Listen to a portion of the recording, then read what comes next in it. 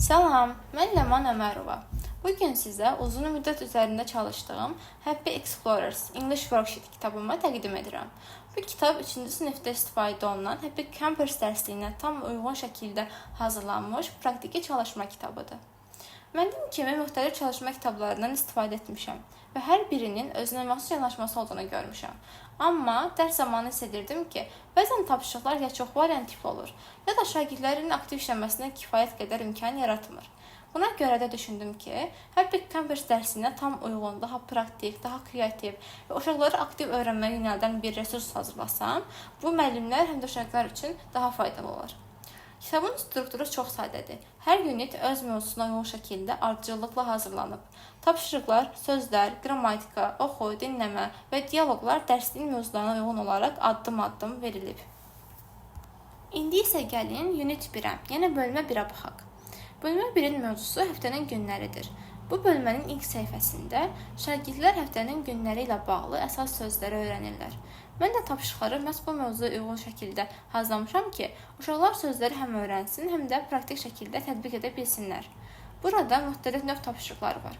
Sözləri şəkillərlə uyğunlaşdırma, boşluqları doldurma, sözləri düzgün qaydada yazma, şəkli tapıb üzərində işarələmə və s.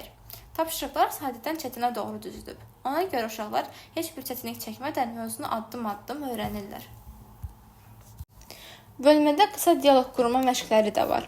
Mən mövzu ilə bağlı əsas sözləri təqdim etmişəm və uşaqlar həmin sözlərdən istifadə edərək öz dialoqlarını qurmalıdır. Bu, uşağın düzgün cümlə qurma qabiliyyətini, yaradıcılığını və danışıq bacarığını inkişaf etdirir. Dialoqdan sonra dinləmə tapşırıqları gəlir. Tapşırıqlar xüsusi olaraq QR kodla verilib ki, heç bir əlavə axtarış etmədən birbaşa səsləndirməyə daxil olmaq mümkün olsun. Bu dinləmə tapşırıqları uşağın eşitmə bacarığını, diqqətini, tələffüzü anlama qabiliyyətini inkişaf etdirir. Bölmənin növbəti hissəsi oxu mətnidir.